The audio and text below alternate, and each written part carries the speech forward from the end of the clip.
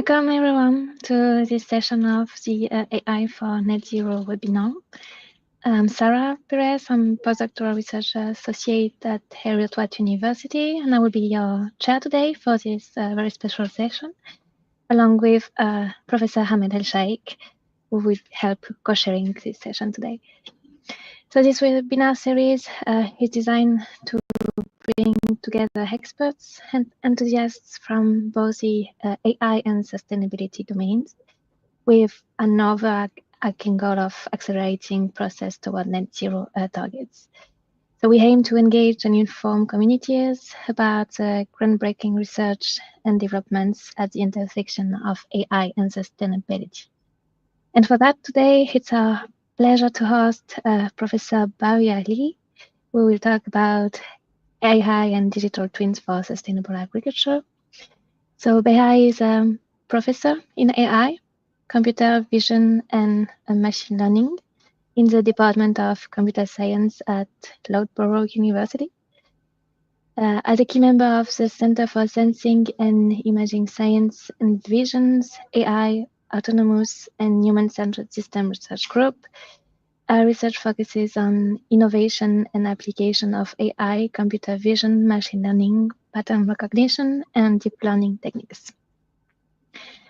Our work spans areas such as human motion analysis, robotics, human-computer interactions, surveillance, unbiased-assisted living, machine vision, intelligent system, big data, IoT, and even sensor data shooting. So quite a lot of expertise there. She holds a PhD in computer science from Aberystwyth University, master and bachelor degrees in electronic engineering from Tianjin University in China. So her work has been widely featured in media outlets such as New Scientist, AI Business, Engineering and Technology, and Interesting Engineering. So please join us in welcoming Professor Li today. Feel free to engage anytime in the discussions by writing your questions in the YouTube chat. We will have a Q&A session and even a live discussions at the end of the talk, as we have, as you may see, several PTRAs from our group joining today in the studio. So quite an engaging discussion. But without further ado, Baihua, the floor is yours for your talk. Looking forward.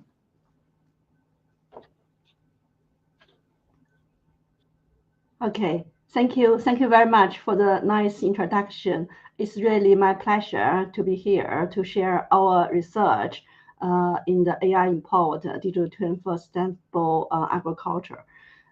So my expertise area is in the AI machine learning. I'm not a specialist in bioscience, so we work together with a multidisciplinary team.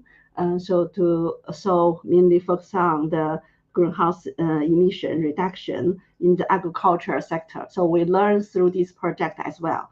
So this project is funded by the UKRI Engineering and Physical Science Research Council. We work together with our academic partners, University of Leicester and the University of Bristol. So from here, we can see for the UK, the greenhouse emission contribution from all the sectors, in particular, the agriculture. So currently, the agriculture, based on the public government report, is among 11 to 12%. The UK government already commit 81% emission reduction by 2035 and net zero by 2050. So the government and the industry will actively explore the actionable insight and the innovative technologies to shift the high greenhouse emission practice to more sustainable production and then consumption. Based on the Agriculture Climate Report 2023 by the UK government, among the 11% greenhouse emission contribution from the agriculture, 7% is from the ruminant and 4% from the peatlands. Among these, 70% of the N2O come from agriculture, and nearly 50% of methane come from agriculture. So the CO2 actually is only 2% from agriculture. From the diagram on the left, you can see among all UK agriculture, greenhouse emission methane contributes the most, and then is the N2O and the carbon. So using the global warming potential index, the CH4, in fact, is about 30 times more harmful or more effective to trap heat than the CO2 over 100 years period. And the N2O is nearly 270 times more problem than the CO2 over 100 years period of time. Yeah. So from this figure, we can see the UK agriculture, for the methane emission is the top, the major problem for us. For the methane emission, it's mainly come from the ruminant, for example, the cow and the sheep, in particular the cow cattle, and then it's a sheep. So it's because they are special digestive system, they naturally produce methane. For the N2O and also ammonia, it mainly comes from the manure and urine, also relate to the storage, fertilization, and then decomposition. Also relate to the soil field boring and also the soil health, yeah, and industry activities. So the challenge and our research target, yeah, the main challenge is how can we maintain the food production and the security, and also reduce the harmful climate and the environment impact from agriculture and the food production system. So we propose and then to use AI and the machine learning and the digital twin technology to gain some insight to help us improve the agricultural practice and reduce the greenhouse emission and then achieve environmental sustainability. So we look at from two aspects. One is improving the livestock farming, in particular the ruminant. So we look at the productivity, we look after the productivity, and also we need to consider the feed and animal bio stage, animal health, and then the pasture management, and also relevant to greenhouse emissions. The second aspect we look at is the how can we optimize the land use to achieve better greenhouse emission control. So for example, we look at the land cover, land use, and the soil health, and also the soil carbon retention. So good soil can contain or absorb or decompose some greenhouse emission related problems. And also we look at weather and the climate conditions, how this can affect the greenhouse. Yeah. So improving farming, livestock farming, optimize land use, and then enhance soil health, carbon retention to promote the biodiversity and also improve the nature ecosystem. Okay, so AI, this is a big topic so far, very hot, and then so AI has been used all domain, including the net zero. So currently, there's a large amount of data from the agriculture. Agriculture is very complex and highly diverse and dynamic system. There's a lot of data and very complex correlations and then associations. So it's very difficult to use traditional statistic or physical model to do it. Yeah? So we propose the data-driven AI solution to gain insight. This can help us to achieve some cost-effective decision-making to transform our behavior or practice, to build an informed transformation of our practice. So in terms of AI, in this research, mainly we use machine learning and deep learning. So in the AI, also have the computer vision, robotics, neural network, and also the large language model, natural language processing, yeah, large language model. So machine learning is a very powerful tool to handling large, complex, high dimension, high volume data. The beauty of machine learning is it doesn't need a pre-designed program. It learns patterns, associations, important features from the data. So using this diagram, we can see machine learning fit the training data and to a particular learning algorithm, and then through the learning, the machine learning model build, and then with this build model, we validate and also put it into practice. When we got a machine learning model, we input the variables, factors, and it can predict the result. So this is the main challenge for machine learning, to make machine learning model reliable and good performance, accurate. Is about the data. Yeah. So about the digital twin. So basically, digital twin is a mirror of the physical world. It's a virtual, self-updating representation. Can be for the real world physical system or asset or some kind of industrial process. It integrates fundamental of the digital twin. It integrates data and the model. So traditionally, the model can be a statics model or a physical-based model. It reflects or simulate or predict the real-world behavior over the environmental system, which have impact on the human practice. So in our research, we highlight the AI-powered model, AI-powered digital twin.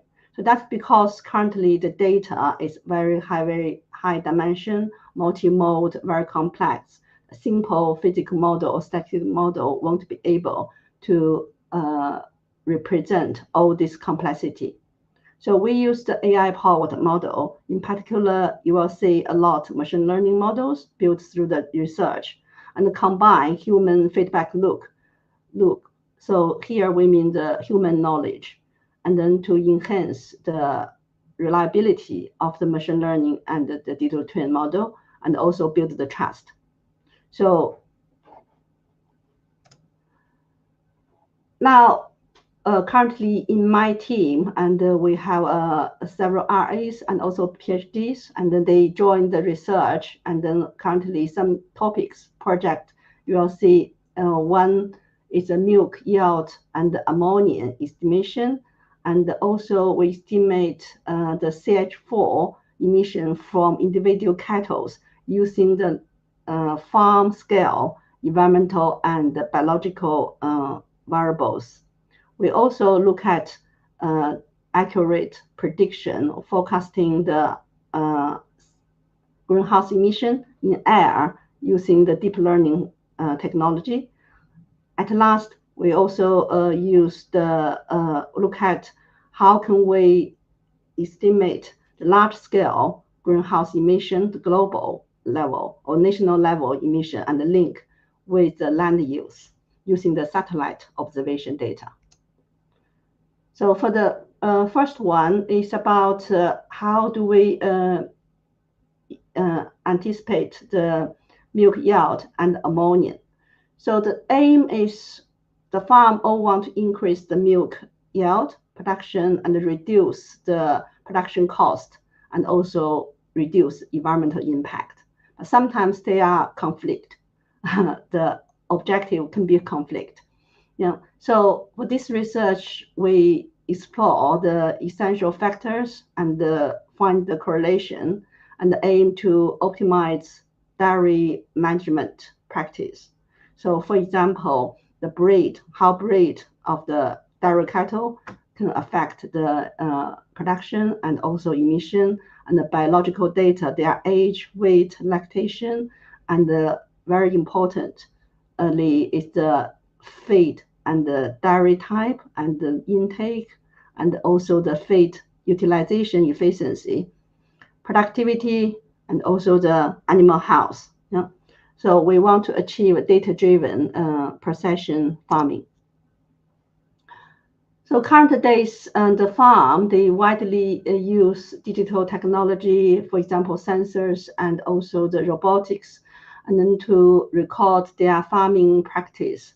So rich farm-related data are already available, allow us to develop some data-driven measurement and practice, and to achieve the efficiency.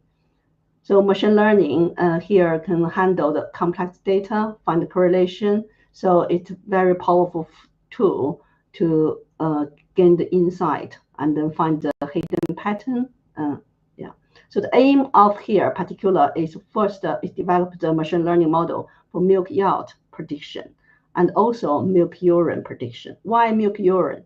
Because the aim of this research, one is the productivity, one is the emission. So ammonia is one of the pollutant. It's not greenhouse, it's itself not directly a greenhouse emission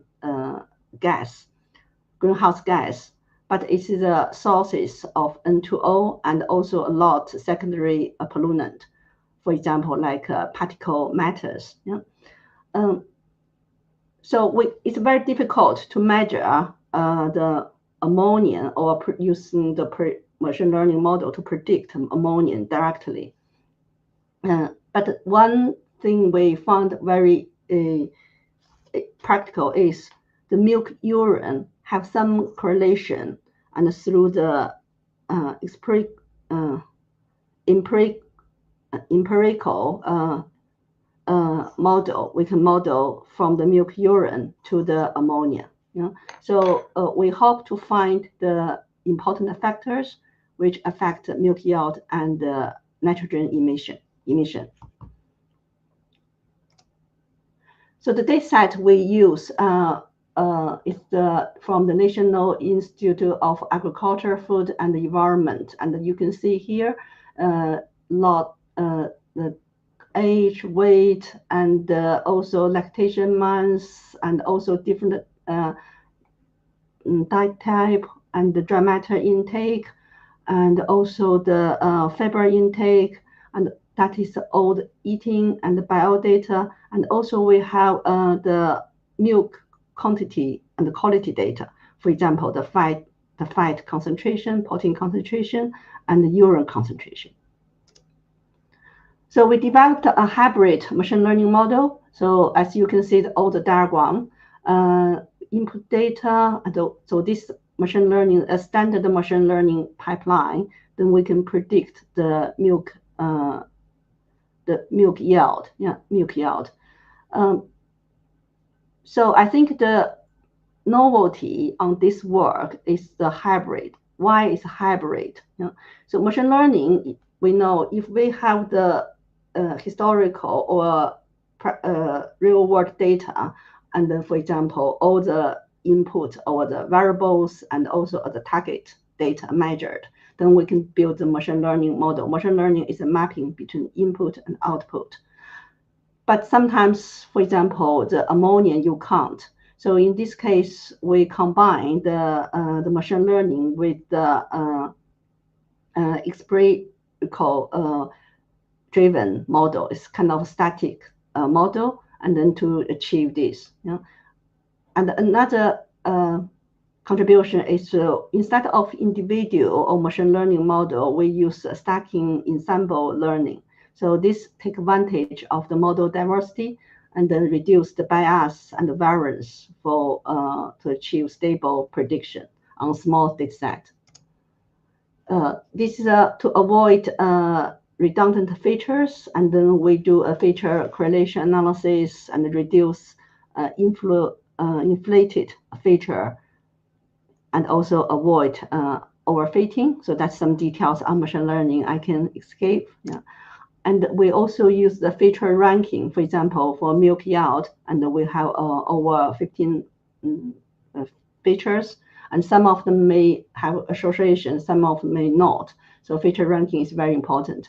We use four different feature ranking methods, and then they rank roughly the same order, and we calculate the average and get the ranking. And some of the ranking, they are very high correlated. For example, organic matter intake and dry matter intake, they are very associated.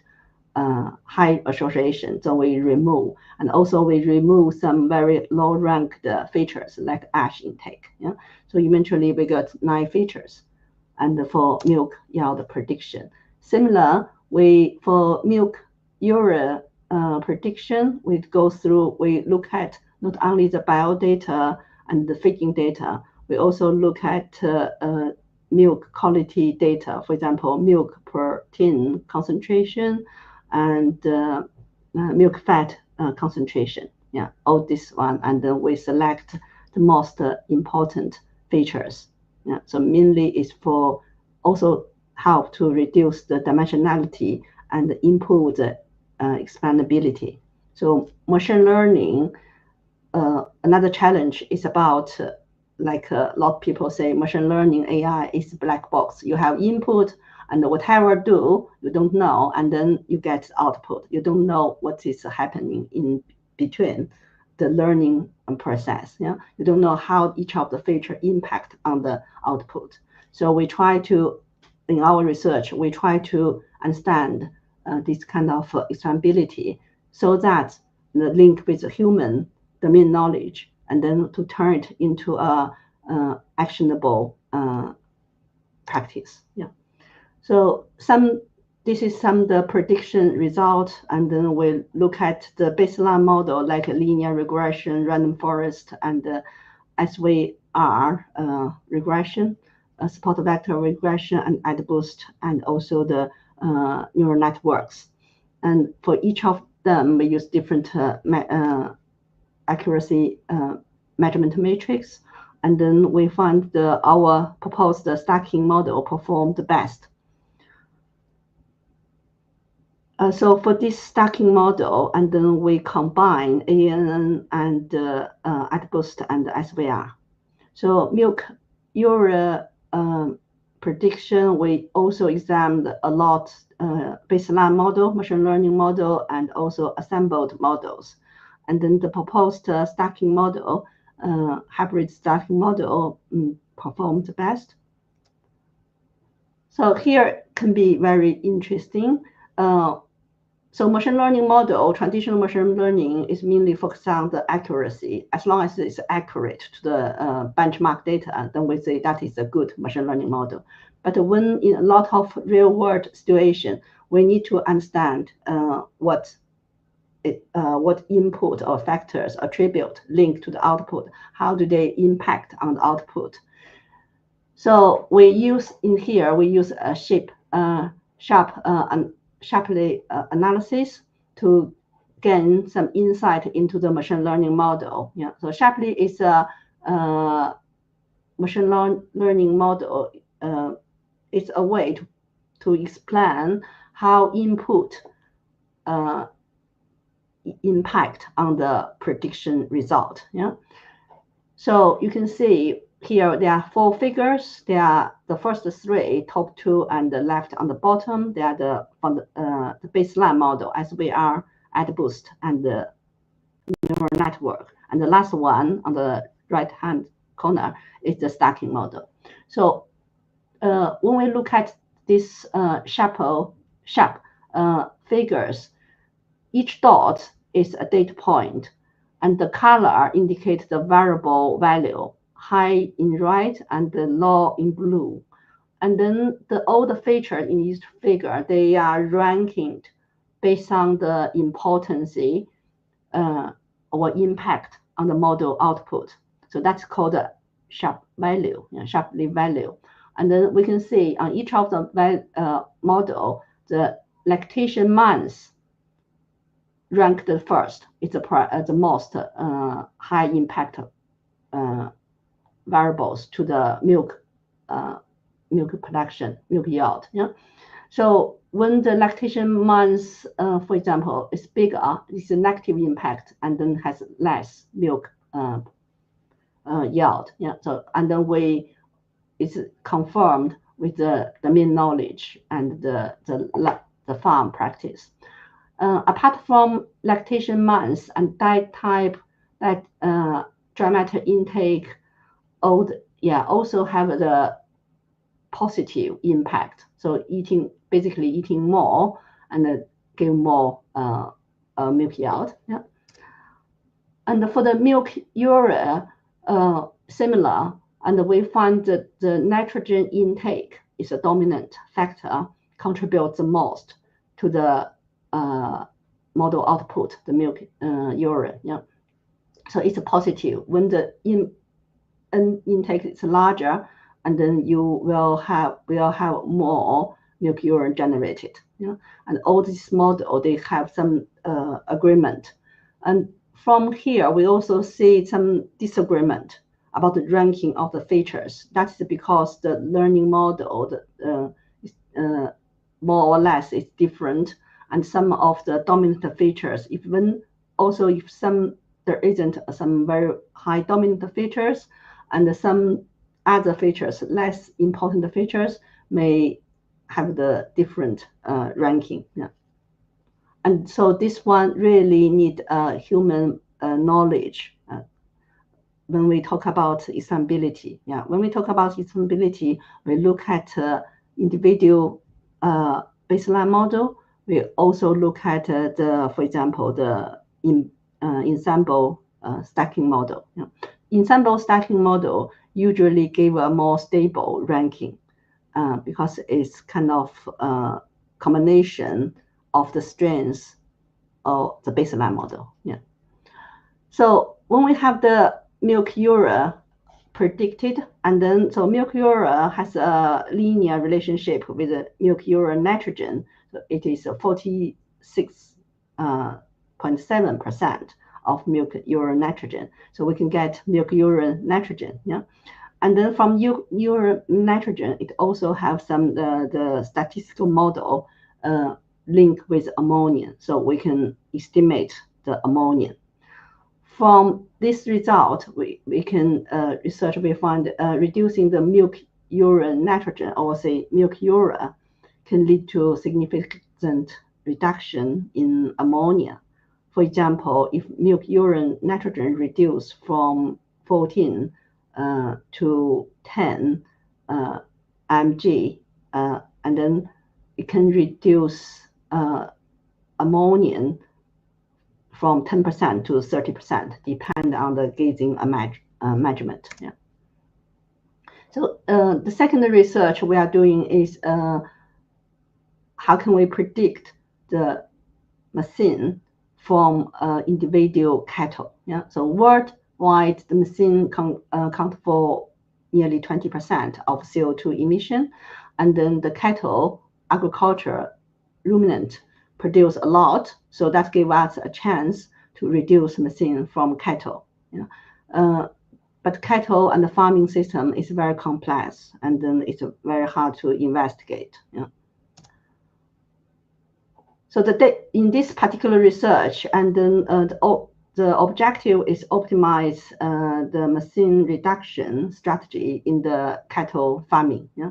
So we use the NorthVac farm platform. It is a national bioscience research platform. It's in a controlled, monitored beef farming. Yeah. The methane is measured very regularly, automatically using the GreenFeed. GreenFeed is the American produced machine. You can see from this picture. The cattle come to eat, and there's also the sensor installed inside the machine to automatically measure the machine CH4. Yeah. So for this data set, we have got over 260,000 samples and then over 600 cattle. Yeah. And then it's 5 measures per day per cattle. It's a quite large amount of data. And then we look at the farm scale, environmental, and also the cattle biological variables as well. About the feeding and the pasture management strategy, we look at 4 different types. So you can see from this map image, there's a red, green, blue, and brown. So that indicates different pasture management.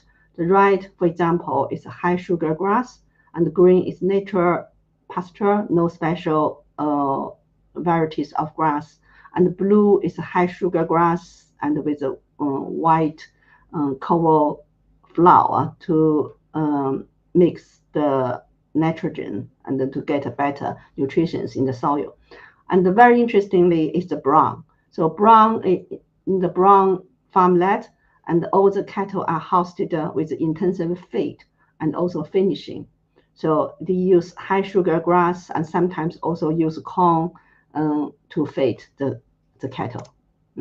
So the machine is measured in 2 ways. One is about the machine per day per animal, and another one we call it the intensity. It's a machine per kilogram of the live weight gain for the animal. Now, we look at the animal age and the feeding strategy, which is the color brown, different farmland.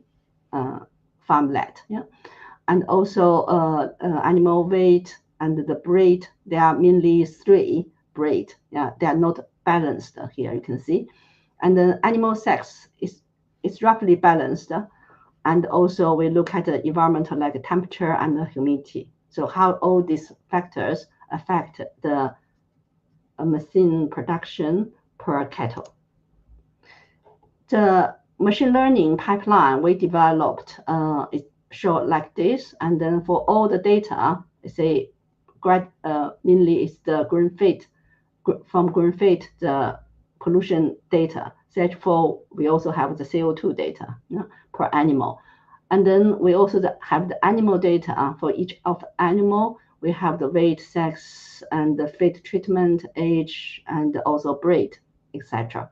And we also have some weather variables. And then we go through the normal machine learning data processing and feature engineering, feature selection procedure, remove all the outliers. And for the feature selection, we combine the human domain knowledge into it. For the machine learning model, and then we use a wide range of models. And then from all this model, we find the Grant booster tree regressor has produced the best performance. And then after the model evaluated, and also we use the Shapley analysis to understand the feature importance to the prediction. And at last, so we can't just rely on the data-driven approach. We try to interpret the machine learning model performance combined with the human domain knowledge. So this is some result and on the different machine learning and the performance. The Grant gradient boosting regressor overperform other several models, and then the model can successfully predict the CH4 for both type. One is in rate per CH4 per day per cattle, and also in the intensity. That's the live weight gain. Yeah. If we look at the expandability of the model and then using the Shapley value, so you can see for this one, for the rate CH4 per day for per animal is the animal weight. It has a very high dominant positive contribution to the machine generation. Yeah, and secondly is the brown farmland. So that's brown. We know in that farm, the animal are fed intensively, whenever they want to eat, they just eat. Yeah, there's no constraint on eating, and also we give them a very intensive finishing to put on the weight and the muscles. Yeah, so that has also a very high positive impact. Yeah. So about this, so for the intensity measure, and then we find the animal age had very high positive impact, and also again the brown farmlet has a negative impact. So that means if it's a brown or intensity fade, and then it will kind of reduce the impact on the machine generation. So that may suggest combined intensive fade and early killing may allow better cattle for less machine. The third project, very briefly, is about we try to forecasting the methane and the CO2 in air. Yeah. So this one, the challenge is the greenhouse emission depends on a lot of environmental variables and a very high complexity prediction. Is a very high complex prediction task. And then most of the current method has a limitation in capture long-term dependency, and also interacted complex feature relationship. Yeah.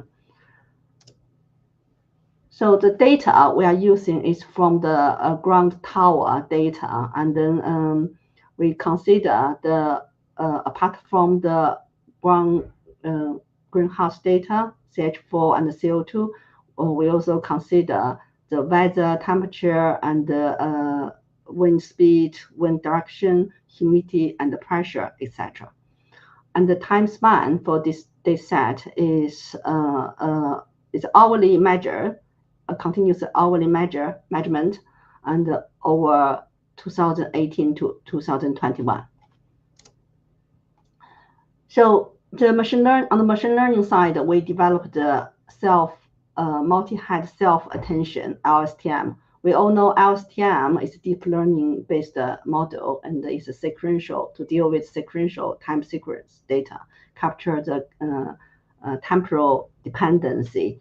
The limitation of LSTM is it's very difficult to capture long-term dependency among multi-variables, and also it assign equal importance to all the hidden state. Yeah.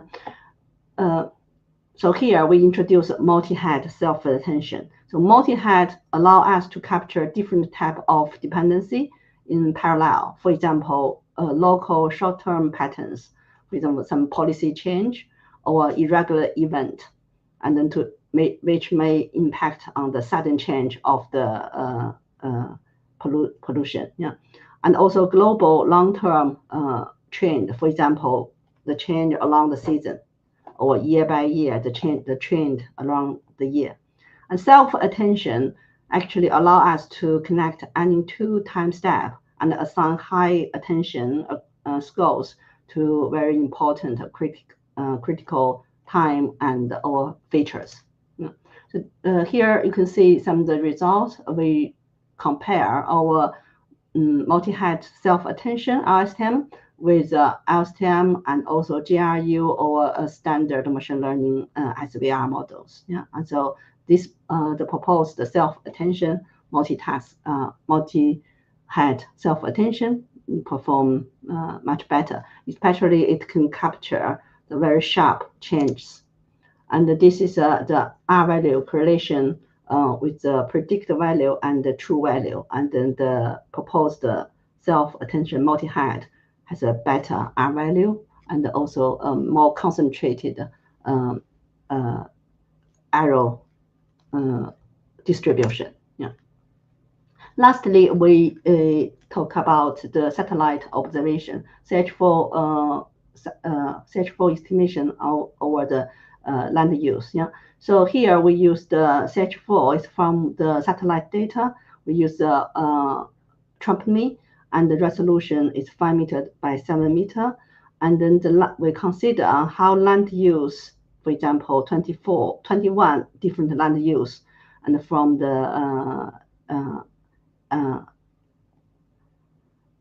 European Space Agent, and the classes of land use include tree, grassland, build up, for example, the residential included in the build up, and the cropland, wetland, and the soil temperature, and the longitude, altitude, and also year and season.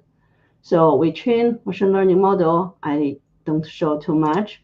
And then, so here is some result.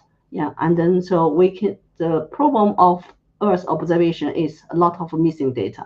On the left is the real Earth observation from satellite. You can see a lot of missing data, and sometimes the cloud or the different weather conditions can affect the accuracy of the data. And then, so with our prediction model, we can fit, or we can do the missing data, fitting the missing data, and also estimate, the CH4 corresponding to the different land use and the weather conditions. Yeah? So that's the winter. So you can see the winter relatively have a more high CH4 observation than the summer and spring. High value indicated in red and low value indicated in blue. Yeah. So the stability of the CH4, we can see very surprised to us is the first one, the first dominant feature is the year. So we actually in this look at over 4 years, and then with the current recent years, and then this is a very high positive impact on the CH4. That means along the years, the CH4 in air from the Earth observation satellite is increasing largely. So summer, of course, has a low or negative impact, and also the location actually indicate the land use, different land use, land cover also have an impact on that. So for this project, we engage the local farms and also the National Breeding Data Center, and we collaborate with the Cattle Information Service, and also the milk showboat company, Marine, and also we present the research and also do publicity along with a lot event, and then engage the stakeholder. And also the farm open days, we show our research and talk to farm and also general public. And also we attend the UK Dairy Day to collaborate and then to talk about to the farms. Yeah. So far we have produced the publication around the research and just to talk about. The last thing is the digital twin demonstration. So the overall structure is like this. The bottom is the data, and we have the data represented model. We have the livestock greenhouse gas emission calculator model based on the IPCC. We also include our machine learning model. So here is the website, and then you can see from here we have side by side 2 image that is from the streamed satellite data. It's a machine distribution. It's in spring and summer. We can compare some side by side, and also need a little bit time to download, and also we can connect with some video cameras to see the farm situation, and also we have the we can also see the machine distribution alongside the land cover, for example, land use. Okay, so for the land use here, you can see on the purple side, okay, that is the cropland, so like East Anglia, this side, and that is the cropland. It has relatively high methane, and then the yellow part is the grassland. We have low methane. Yeah, so we can compare different seasons. We can compare or observe the methane distribution along with the land cover, and also we can see historical data.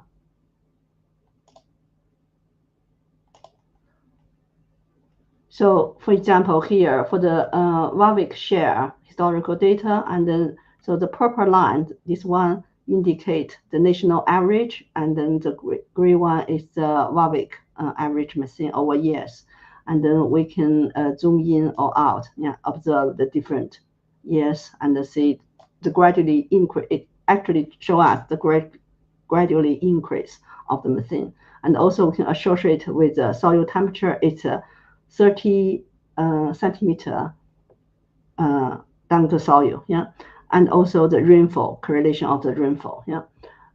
We also include the machine learning model, for example, the milk yield and also milk urine and ammonia prediction. And the user, you can change the parameters here.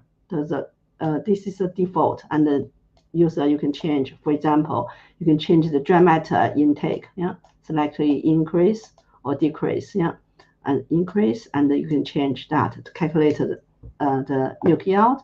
And also for milk urine, you can calculate and then change that then to, yeah, see the impact.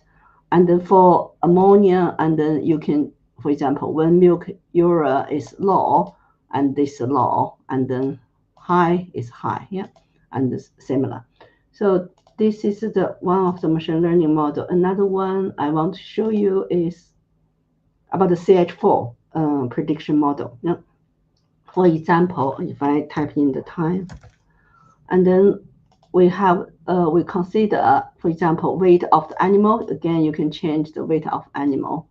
Yeah, so currently it's 500 or 400 kilo, and then age of the animal in days, and also the management, for example, the brown or intensive or non-intensive, and also animal breed. Yeah, you can select and the male or female. So all this, and we can calculate the CH4, and also we convert the CH4 to the CO2 equivalent per year. So this, in this particular example, you can see if we convert to CH4 per year, that is over 1,700 kilo, and then it needs 77 trees to absorb this CO2, or equivalent to nearly over 200 days of energy use by the typical UK household. Okay, or equivalent to 38 round trip from Loughborough to London. Yeah, so that's give us some indication. And also for the greenhouse emission calculator, based on IPCC, you can select a different region, for example, North American or Western Europe, and the dairy or non-dairy, and then productivity high or low, and also you see we can see have one cattle, and then how much CH4 generated, and also from the more, that is very basic based on the region, and then we have the more high tier calculator. If we consider the dry matter intake, for example, 10 kilo per day, and then how much the CH4. We also can calculate the CH4 from the manure management. Yeah, for example, you can select different plan. You can select different manure management, storage management. Yeah, and also media weight. I think cow could be 500, yeah, kilo, yeah, and then we can get the CH4. And the N2O, again, we can consider the different manure management and the number of cattle and the media. Okay, we say 400, yeah. So, okay, and also we include the shape emission as well. I think, yeah, that is about the demo. And I really want to thank you for all the team of the work. It includes our RA, PhD student, and also the undergraduate project student. And also I would like to acknowledge all our partners and also the data source related to this work. Thank you very much.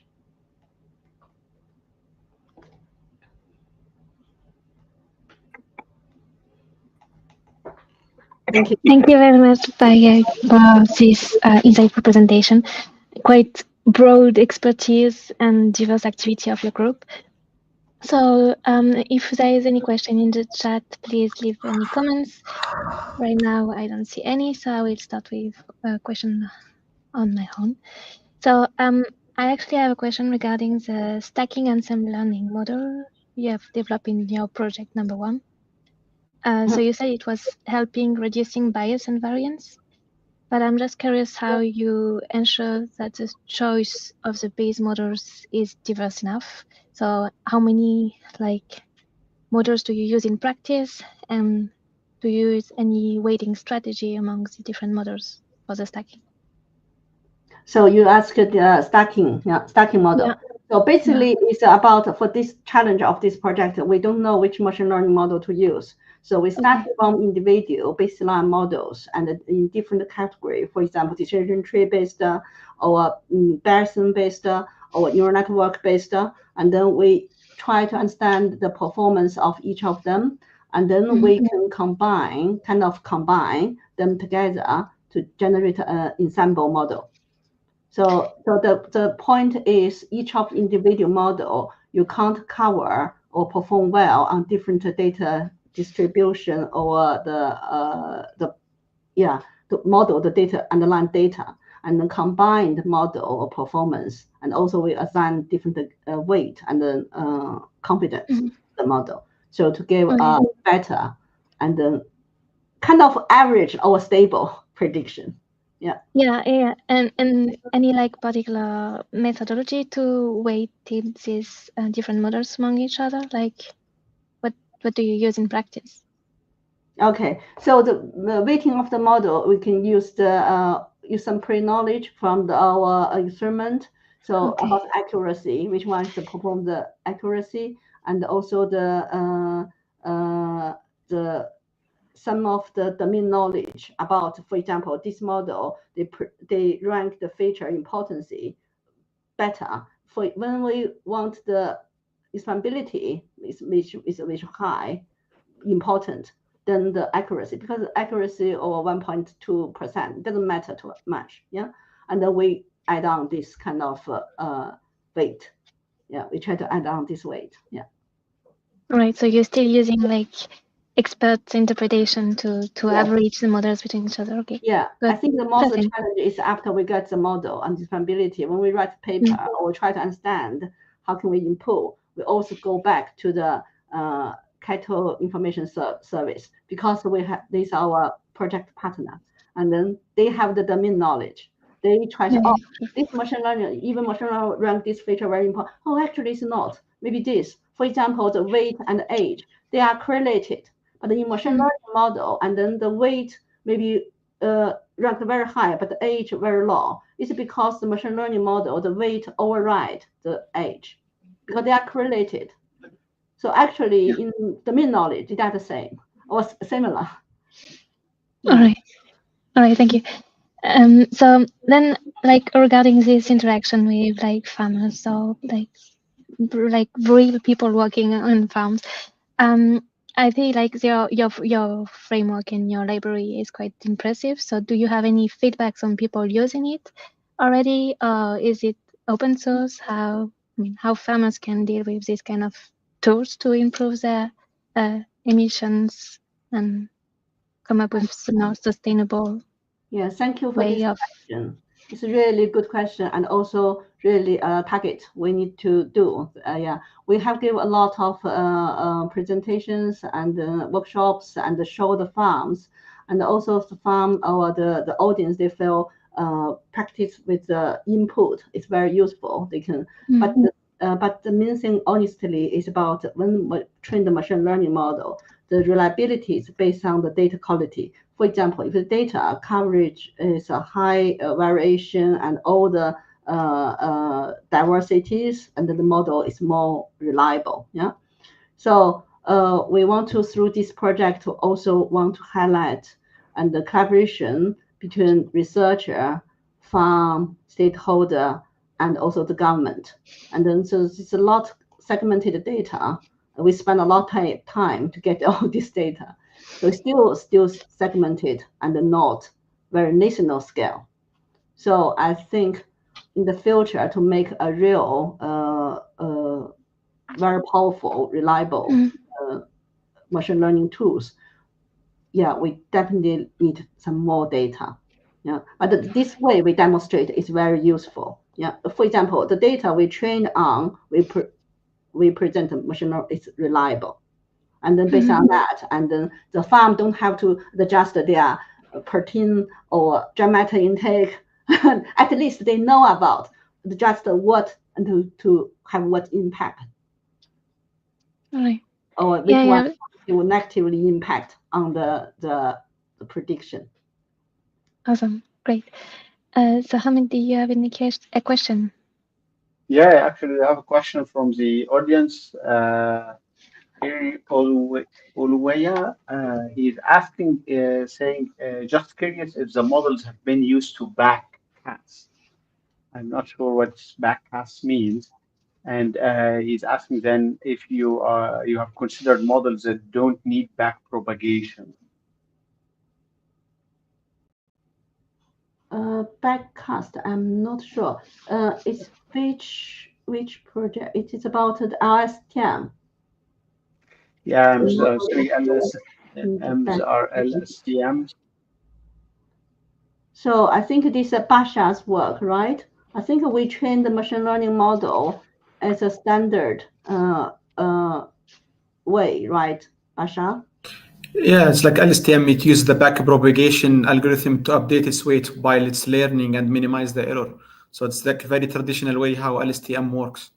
So yeah, but maybe he mean by backcast. It's like if we know the future how it's look like, then inverse from that, how we gonna make our prediction. I don't know. I didn't understand it clearly how what he mean by backcast.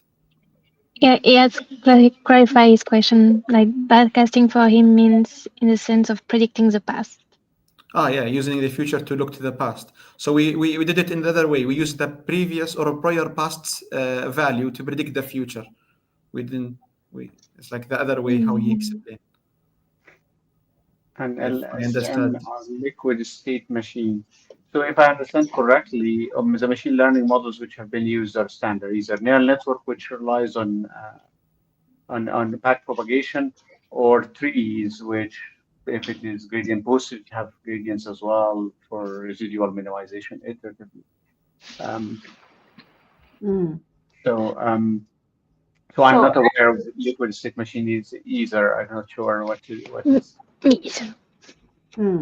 So actually, what do you mean past or future? Future is not about tomorrow. We don't have the data. Actually, in machine learning, what I mean future is about we all use when evaluate a trained machine learning model. We all have the data are all past, but we put some of the data as evaluation, and then we use that as a benchmark when we predict based on the previous data to the next stage, and then we compare with the benchmark. So old data is not about, it's actually the data we have gained previously, yeah, as a benchmark, yeah. Actually, I have a question here about the third project where you had the spatial temporal data sets of methane concentration and you were trying to predict in time. And I was surprised to see the time as a feature. Yes, good question.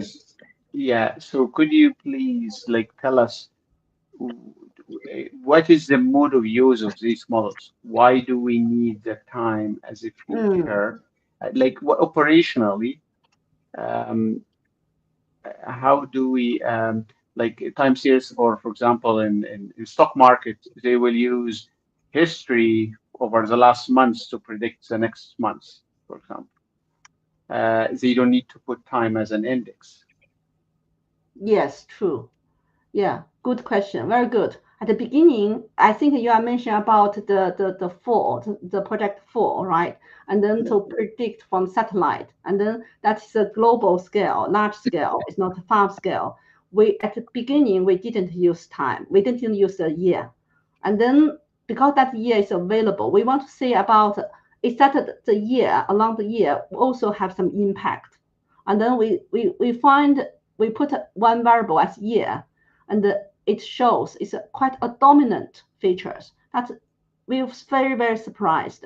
So that means along even the 4 years, and then we can see the increase on the CH4. So some of the situation in real world, for example, stock market may don't affect by years, but global warming affect by years. So year is, we think, is quite considerable parameters. Can we project this to traditional techniques where time series used to be decomposed into trend component, seasonal components, and somehow irregular components, which are, I know that this is again spatial temporal data, so it's much more complex than that, and we somehow the trend is dominating things in emissions, specifically with the growth of human activities and the lack of progress in achieving net zero. Can you explain again about this question? Yeah, thank you. So does this imply the importance of the time as an additional feature implies that the data have a strong trend with the time, and it's increasing. It's on average the concentration of CH4 or the methane is increasing with the years, and this is a dominant effect. Yes, thank you. Yes, from our research, from this data set, it is. And also from the historical plot data, we can also see the increasing even on the Warwick share, and we can see the increase. And when we put it into the machine learning model and then across the UK, actually our machine learning model consider all the land use and then locations across the UK and with a year variable. And then we see it is the year, it is an important variables. And then so this year, even the land use, all the situation the same, it will be different with the next year. So that is from this research we see, but we don't want to see this result. Obviously, yeah, you are right. Yeah, you are right. May I have time to ask an additional question? Yeah. All right. So I would have a question about the challenges of integrating data from heterogeneous sensors. For instance, in terms of data reliability, which may be different. So how do you come up with these kind of challenges? Okay, so I think yeah, your good question. I think for currently this research and the machine learning model is trained offline. The reason we don't use online is we don't think online training will be very reliable. If, for example, if some noise come in and then you will make, yeah, especially digital twin is two-way. You don't want to impact on when the digital twin is not right or damaged by some noise or some mistake. You don't want to impact. So currently the machine learning model is trained offline. So when we train the machine learning offline, the data are segmented and we get from different sources. For example, we get the weather data from the Metro office, CH4 data from the Europe's East Agent, and land use from government data. Report all this from different sources of the data. It's not automatically it can form the data for machine learning to use. Currently, it's not. And then when we develop this model, if it's a streamed the model, technically it's achievable, but we need to also consider the reliability. Yeah. So if, for example, are we able or are we confident enough for online training the model and then being used in real world? Personally, no, because this is also cyber attack problem for the digital twin. Okay. So if I understand it correctly, you're not considering any stochasticity in time, right? Yes, I think these two things is technically can achieve, but practically we need to consider the safety. All right. Yeah. Fair enough.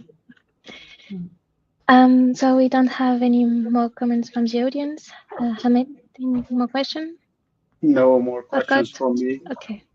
Yeah, because we are running a bit out of time. So thank you again, Baihua, for this very nice talk and insightful discussion.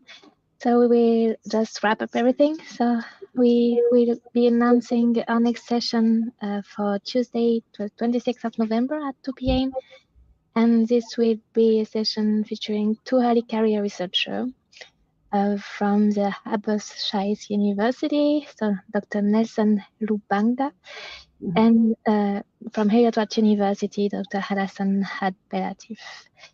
And as well, we have a UKRI AI for Net Zero conference, which will be hosted by Exeter University from the 16th to the 19th of December 2024. So it will be a 4-day event bringing together leading experts and high-profile speakers to discuss how AI can drive meaningful progress toward achieving net zero. So registration is now open, and you can find more information through the link in the chat and just over there. So feel free to join and to subscribe to our YouTube channel to never miss our future talk and speakers. All right. Thank you, everyone. Bye. Thank you. Thank you. Bye now. Thank you very much. Thank you. Thank you. Bye.